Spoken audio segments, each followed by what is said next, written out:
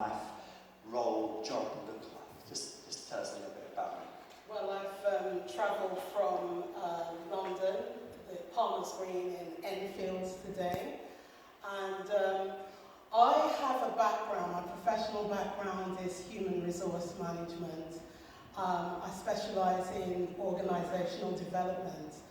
But when I was called, Mark, I was called to use those same skills in the church. And I've been doing that for a number of years. I've just established an organisation called Grow the Church now. And we've done some of our own independent research. And interestingly, a lot of the research that World Vision has done, we did that back in 2017.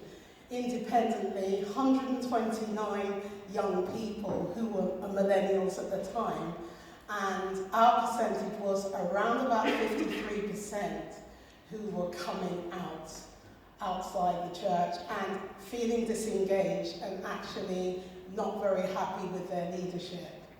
Brilliant. So just kind of honing in on that research and that insight. From what you found out, what would you say are some of the reasons why people are leaving local churches? You know, what are some of those reasons? What are some of the things you pinpoint? Okay. Well, apart from looking at the young people, I also did some academic research around local churches. In fact, a church who has 6 branches across the southeast, and it was about a year's academic research, and there were very clear indicators there. But before I tell you what those reasons are, I will say to you that retention actually impacts all stratas of society. So, for instance, my professional background is human resource management, and I can tell you as a human resource professional that we've had those issues and dealt with them.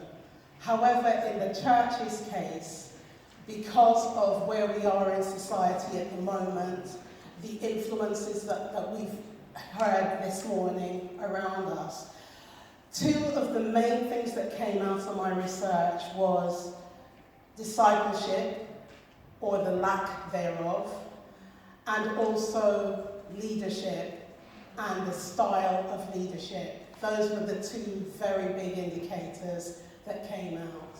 Brilliant. Now, I know you're doing a seminar this afternoon, a workshop this afternoon, where we could delve a lot more into this.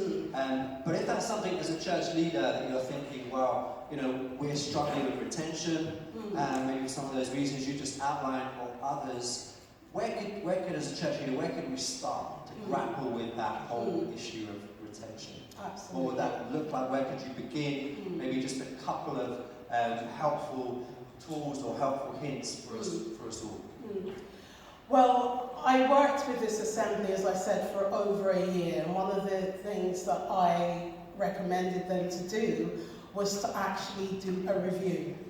And that's look at themselves as leaders first, then look at the congregation and what the congregation are saying, and put those 2 things together. Now, that's not an easy job to do. It sounds simple, but you have to be intentional, consistent and persistent in doing that. But it's the only way to find out what the true problems are. We can surmise all we like, but if we ask the right questions, then we have the tools to be able to go forward and start to tackle those issues.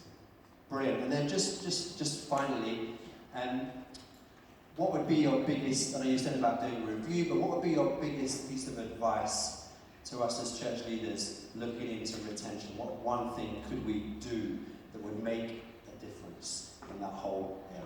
I would say, as a church leader, speaking to you as church leaders out there, we need to look at ourselves first, because according to John Maxwell, I know he's often quoted, things rise and fall on leadership. So we need to look at what we're doing, and not only what we're doing wrong, but what we're doing right as well. And if we self-assess and self-review ourselves, I've written something from an HR perspective for leaders. It's a self-assessment that you can fill in yourself to find out what's your strengths, what's your weaknesses, and how can I fix them. So that's the one thing I would say to church leaders. That's brilliant. Thank you so much, Madge. Madge is leading a seminar workshop this afternoon, so you can delve into that some more. Let's give a round of applause. Thank you so much. Thank you.